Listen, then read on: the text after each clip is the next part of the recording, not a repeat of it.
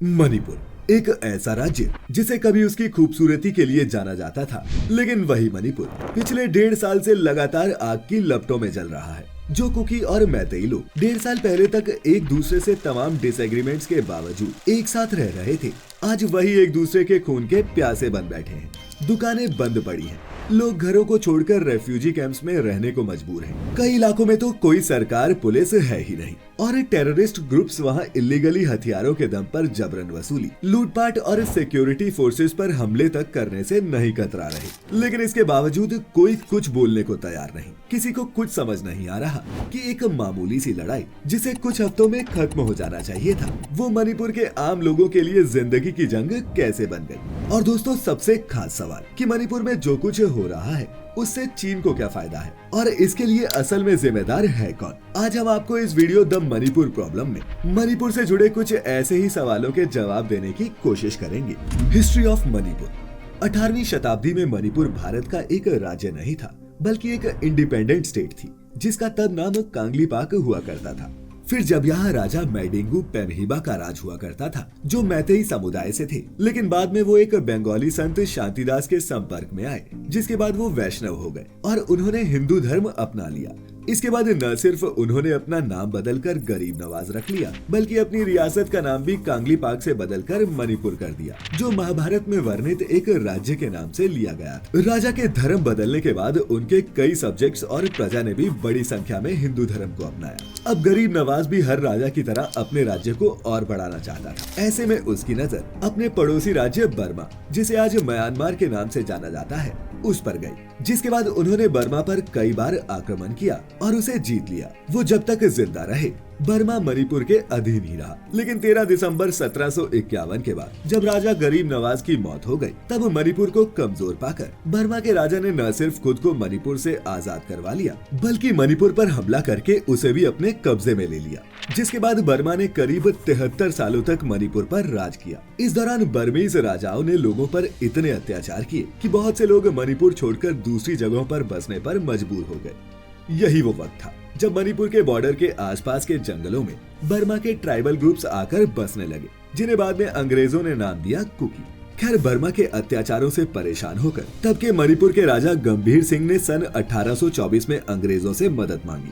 अब चूंकि अंग्रेज पहले ही बर्मा में घुसने की फिराक में थे, इसीलिए उन्होंने तुरंत गंभीर सिंह की बात को मान लिया और उनकी मदद के लिए मणिपुर जा पहुंचे। इसके बाद अंग्रेजों और बर्मा के बीच 2 साल तक एक लंबा युद्ध चला, जिसे फर्स्ट एंग्लो बर्मीज वॉर कहा गया। इस जंग में अंग्रेजों की जीत हुई और मणिपुर एक बार फिर आजाद हो गया। इसे एक प्रिंसली स्टेट बना दिया गया।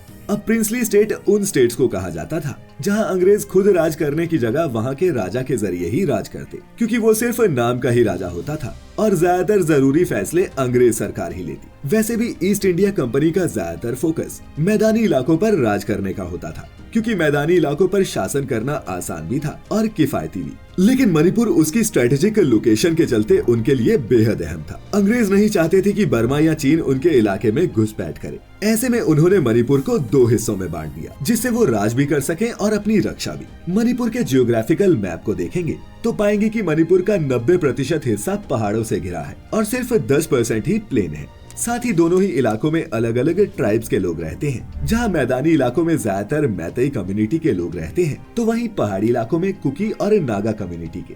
इसीलिए जब अंग्रेजों को मणिपुर का कंट्रोल मिला, तो उन्होंने मणिपुर को इन्हीं कम्युनिटीज को ध्यान में रखते हुए 2 हिस्सों में बांट दिया।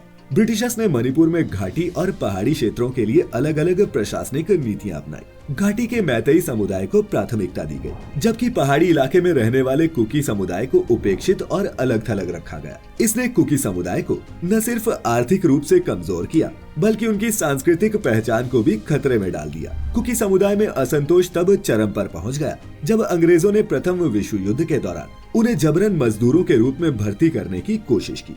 इसी ने 1917 से 1919 के कुकी विद्रोह को जन्म दिया, जिसे अंग्रेजों ने सख्ती से कुचल दिया। इसके बाद अंग्रेजों ने कुकी लोगों को समझाने और अपनी तरफ करने के लिए एक चाल चली और इनके बीच क्रिश्चियन मिशनरीज को भेजा। अंग्रेज कुकीज को ये मैसेज देना चाहते थे कि अगर वो क्रिश्चियन बन जाएंगे तो वो उनमें से एक बन जाएंगे जो मणिपुर पर राज करते हैं, यानी कि अंग्रेज।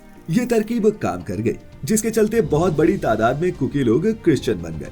इसके बाद 1947 तक कुछ छोटी मोटी लड़ाइयों को छोड़कर मणिपुर में कुछ खास नहीं हुआ, लेकिन जब 1947 में अंग्रेज भारत छोड़कर चले गए तब एक बार फिर मैतेई और कुकीज के बीच की ये जंग शुरू हो गई। जब भारत आजाद हुआ तब मणिपुर भारत में शामिल न होकर एक आजाद मुल्क रहना चाहता था, लेकिन चूंकि मणिपुर की जियोग्राफिक लोकेशन भारत के लिए बहुत ज्यादा इम्पोर्टेंट थी, इसीलिए भारत ने मणिपुर के संविधान को मानने से ही इनकार कर दिया। और जब 1949 में मणिपुर के राजा किसी काम से शिलांग गए हुए थे तब उन्हें हाउस अरेस्ट कर लिया गया और तभी छोड़ा जब उन्होंने भारत में शामिल होने के लिए हामी भरी। तब भारत ने मणिपुर को एक स्टेट न बनाकर यूनियन टेरिटरी बनाया था, जिसे बाद में 1972 में बदलकर राज्य का दर्जा दे दिया गया। लेकिन इससे 10 साल पहले इंडियन गवर्नमेंट 1960 में मणिपुर के लिए the Manipur land revenue and land reforms act लेकर आई। इस एक्ट में भारत सरकार ने ज्यादा कुछ नहीं बदला और मणिपुर को अंग्रेजों की ही तरह हिल और प्लेन्स में बांटकर चलाने का फैसला किया। लेकिन सरकार ने एक काम किया और वो ये था कि कुकी और नागा कम्युनिटी को शेड्यूल्ड ट्राइब्स यानी कि एसटी कैटेगरी का दर्जा दे दिया, क्योंकि एक तो उनकी जनसंख्या कम थी, साथ ही वो पहाड़ी इलाकों में रहते थे जहाँ ना तो इम्फाल की तरह सुविधाएं थी और न ही बिजनेस करने के कुछ खास ऑप्शंस। इसीलिए गवर्नमेंट ने उन्हें एक तरह से ये स्पेशल पावर देते हुए एक नियम बनाया कि एसटी कैटेगरी के लोग मणिपुर के किसी भी इलाके में कहीं भी जमीन खरीद और बेच सकते हैं, जबकि मैदानी इलाके में रहने वाले लोग जो ज्यादातर मैतेई कम्युनिटी से थे उन्हें एससी और ओबीसी में तो रखा लेकिन एसटी में नहीं, जबकि मैतेई भी ट्राइबल्स ही थे। लेकिन तब गवर्नमेंट ने ये सोचकर मैतेईस को ओबीसी में रखा क्योंकि उनकी जनसंख्या ज्यादा थी। इसके चलते वो सिर्फ मैदानी इलाकों में ही जमीन खरीद और बेच सकते और चाहकर भी इम्फाल के बाहर मणिपुर में बिजनेस नहीं कर सकते थे। गवर्नमेंट के इस फैसले से मैतेई बिल्कुल भी खुश नहीं थे। ऐसे में मैतेईस के कुछ ग्रुप्स जैसे the United National Liberation Front UNLF, People's Liberation Army PLA, People's Revolutionary Party of Kangleipak और कांगलीपाक कम्युनिस्ट पार्टी उभर कर आए, जिनका मानना था कि मणिपुर का भारत में विलय ही इलीगल है क्योंकि मणिपुर का अपना संविधान था और उनके राजा से जबरदस्ती मर्जर साइन करवाया गया था। 1960 से पहले तक इन ग्रुप्स को किसी ने सीरियसली लिया ही नहीं, पर जैसे ही लैंड रिफॉर्म्स एक्ट 1960 आया तो ये ग्रुप्स खुलकर सामने आ गए और इन्हें अपनी कम्युनिटी के लोगों का समर्थन भी मिला। इन्होंने सरकार के खिलाफ हथियार उठा लिए, जिसके बाद उनके और सरकार के बीच कई छोटी बड़ी लड़ाइयां होती रहीं। वहीं ये सब देखकर कुकी और नागा लोगों ने भी अपने अपने मिलिशिया ग्रुप्स बना लिए और मणिपुर में अशांति फैल गई। ऐसे में अगर गवर्नमेंट किसी भी एक ग्रुप से बात करके माहौल को शांत करने की कोशिश करती तो दूसरे ग्रुप के लोग हमला करके पीस टॉक्स को होने ही नहीं देते। इंडियन गवर्नमेंट ने कई बार कोशिश की कि किसी भी तरीके से मणिपुर की समस्या को सुलझा लिया जाए, लेकिन हर बार कोई ना कोई ग्रुप कुछ ऐसा करता कि ना चाहते हुए भी बातचीत रोक देनी पड़ती। इसी सब के चलते सरकार ने 1980 में मणिपुर को डिस्टर्ब्ड एरिया घोषित कर दिया और इसके साथ ही इस राज्य में अफ्पा यानी कि the armed forces special powers act लगा दिया। पूरे स्टेट में आर्मी को तैनात कर दिया गया, जिसमें आर्मी किसी को शक के बिना पर भी मार सकती थी। इसके बावजूद कई सालों तक मणिपुर डिस्टर्ब्ड ही रहा। फिर 2001-2 में एक बार फिर भारत सरकार ने कुकीज और नागा ग्रुप से बातचीत शुरू की और कहते हैं कि शुरुआत में ये टॉक्स पॉजिटिव भी थी, लेकिन फिर मैतेईज इससे इनसिक्योर हो गए और उन्होंने इसे रोकने के लिए प्रोटेस्ट करना शुरू कर दिया। ये प्रोटेस्ट इतने बड़े थे कि प्रोटेस्टर्स ने मणिपुर की असेंबली तक को आग लगा दी, जिसमें 13 लोगों की जान भी चली गई। इसी दौरान मैतेईज ने आरोप लगाया कि मणिपुर की डेमोग्राफिक्स बहुत तेजी से बदल रही है, क्योंकि म्यांमार में रहने वाले कुकीज भी मणिपुर में इलीगल तरीके से घुसकर यहीं रहने लगे हैं और कुकी जो पहले माइनॉरिटी थे अब उनकी पॉपुलेशन मैतेईज के बराबर हो गई है। ऐसे में मैतेईज ने डिमांड रखी कि उन्हें भी एसटी कैटेगरी में डाला जाए ताकि वो अपनी पहचान को खत्म होने से बचा सके, लेकिन गवर्नमेंट ने वायलेंस के चलते इसे सिरे से नकार दिया। इसके बाद 2008 में मनमोहन सिंह की गवर्नमेंट ने 25 कुकी ग्रुप्स के साथ एक पीस एग्रीमेंट साइन किया, जिसे सस्पेंशन ऑफ ऑपरेशन कहा गया। इसके तहत कुकी ग्रुप्स ने अपने हथियार आर्मी के बनाए बैरक्स में रख दिए, जहां 2 ताले लगाए गए, जिसकी एक चाबी आर्मी के पास रहती और दूसरी कुकी ग्रुप के मेन लीडर के पास। 2008 से लेकर ये एग्रीमेंट चलता रहा था, लेकिन आज हालात इतने खराब हैं कि सरकारी आर्मरीज को लूट लिया गया है। हजारों इलीगल वेपन्स मणिपुर के जंगलों में स्मगल करके लाए जा रहे हैं। पिछले साल 15 अगस्त के दिन कुकीज ने इंडिपेंडेंस डे परेड में अपने हथियारों का खुलेआम प्रदर्शन भी किया था, जिसमें जर्मन MP5 गन से लेकर AK-47 तक उनके हाथों में देखी गई। इम्फाल और चूड़ाचांदपुर मणिपुर के ये दो शहर हैं, जिनके बीच कहने के लिए तो सिर्फ 60 किलोमीटर की ही दूरी है, लेकिन इस रास्ते पर आर्मी, बीएसएफ, आईटीबीपी की पोस्ट से लेकर पुलिस के सैकड़ों बैरिकेड्स ऐसे लगे हैं जैसे वो दो शहर नहीं, इंडिया पाकिस्तान का बॉर्डर हो, जहाँ कब कोई हथियार लेकर लोगों को मारना शुरू कर दे, किसी को कुछ नहीं पता। दरअसल ये सब शुरू हुआ फरवरी 2023 में, जब मणिपुर के सीएम एन बीरेन सिंह ने आरोप लगाया कि म्यांमार में रहने वाले कई कुकी लोग मणिपुर के जंगलों में आकर रहने लगे हैं। साथ ही वो जंगलों में अफीम उगाकर उसे गोल्डन ट्रायंगल में सप्लाई करते हैं। बता दें कि इस गोल्डन ट्रायंगल में म्यांमार, चाइना और लाओस के कुछ इलाके आते हैं जो नारकोटिक्स और दूसरी इलीगल प्रैक्टिसेस के लिए दुनिया भर में बदनाम है। अब चूंकि मणिपुर के जंगल पॉपी की खेती करने के लिए बेस्ट हैं, इसीलिए मणिपुर में रहने वाले कुकीज तो इसकी खेती कर ही रहे थे। साथ ही म्यांमार के कई गैंग्स भी मणिपुर के जंगलों में आकर इसकी खेती करने लगे, जिसके बाद मणिपुर गवर्नमेंट ने एक बड़ा कदम उठाते हुए मणिपुर के खोपम प्रोटेक्टेड फॉरेस्ट, चूड़ाचांदपुर और टेंगनोपाल के जंगलों का सर्वे कराने का ऑर्डर दिया। यहाँ रहने वाले लोग इस सर्वे से खुश नहीं थे और उन्होंने इसके खिलाफ प्रोटेस्ट भी किया, लेकिन मणिपुर सरकार ने उनकी बात नहीं सुनी और जंगलों में बने कुछ घरों को ये कहकर तोड़ दिया कि वो घर प्रोटेक्टेड फॉरेस्ट में बने, जहां रहना या कुछ भी एक्टिविटी करना गैर कानूनी है। इसके बाद कुकी ट्राइब के all tribal students union Manipur यानी कि एडसम के स्टूडेंट्स ने मार्च 2023 में एक प्रोटेस्ट किया। तब मणिपुर के सीएम एन बीरेन सिंह भी पास ही में एक रैली कर रहे थे, जहां प्रोटेस्ट कर रहे ये स्टूडेंट्स पहुंच गए। इसके बाद वहां बहुत हंगामा हुआ, तोड़फोड़, आगजनी हुई और मणिपुर में 5 दिन के लिए कर्फ्यू लगाकर मोबाइल सर्विसेज तक बंद करनी पड़ी। लेकिन ये तो बस शुरुआत। इसके बाद 11 अप्रैल 2023 के दिन गवर्नमेंट ने इम्फाल के 3 चर्चेज को गैर कानूनी बताकर तोड़ दिया, जिससे कुकीज और ज्यादा गुस्सा हो गए। ये सब चल ही रहा था कि मणिपुर की हाई कोर्ट ने 2012 के एक मामले की सुनवाई करते हुए स्टेट गवर्नमेंट को ये ऑर्डर दिया कि वो सेंटर को रिकमेंडेशन दे कि मैतेई कम्युनिटी को एसटी कैटेगरी में रखना है या नहीं। दरअसल 2012 से ही मैतेई कम्युनिटी के लोग तब के सीएम और गवर्नर को कई एप्लीकेशंस दे चुके थे कि उन्हें ओबीसी से हटाकर एसटी कैटेगरी में शामिल किया जाए, और हाईकोर्ट ने उसी मुद्दे को लेकर अपना फैसला सुनाया था। लेकिन फैसले में ये कहीं भी नहीं था कि मैतेईस को एसटी कैटेगरी में शामिल किया जा रहा है। लेकिन चूंकि सीएम बीरेन सिंह खुद मैतेई कम्युनिटी से आते हैं, इसीलिए कुकीज के बीच ये अफवाह फैल गई कि मैतेईस को भी एसटी का दर्जा मिलने वाला है। इसी के चलते 3 मई 2023 के दिन चूड़ाचांदपुर में all tribal students union Manipur के लीडर्स ने एक ट्राइबल सॉलिडारिटी मार्च निकाला, जिसमें 80,000 लोग शामिल हुए। इन सब की एक ही मांग थी कि मैतेईस को एसटी कैटेगरी में शामिल न किया जाए। उधर जैसे ही इस मार्च की खबर मैतेईस को मिली तो उन्होंने भी एक मार्च ऑर्गेनाइज किया। शाम होते होते दोनों ग्रुप्स का सामना चूड़ाचांदपुर में बने Anglo Kuki War Memorial Gate के पास हो गया, जहां दोनों ग्रुप्स के लोगों के बीच हाथापाई और मारपीट शुरू हो गई। मैतेईस ने Anglo Kuki War Memorial Gate में आग लगा दी, जिसके बाद उन्हें ढूंढ ढूंढ कर मारा जाने लगा। वो चूड़ाचांदपुर का इलाका छोड़कर भागने पर मजबूर हो गए। हालात इतने बिगड़ गए कि वो पुलिस वाले जो कुकी थे वो कुकी इलाकों में चले गए और मैतेई पुलिस वाले मैतेई इलाकों में, ताकि उनकी जान बच सके। आरोप तो ये भी है कि जब दंगे भड़के तब पुलिस वालों ने लोगों की पहचान करके अपने लोगों को हथियार तक बांटे, ताकि वो दूसरे ग्रुप्स का ज्यादा से ज्यादा नुकसान कर सके।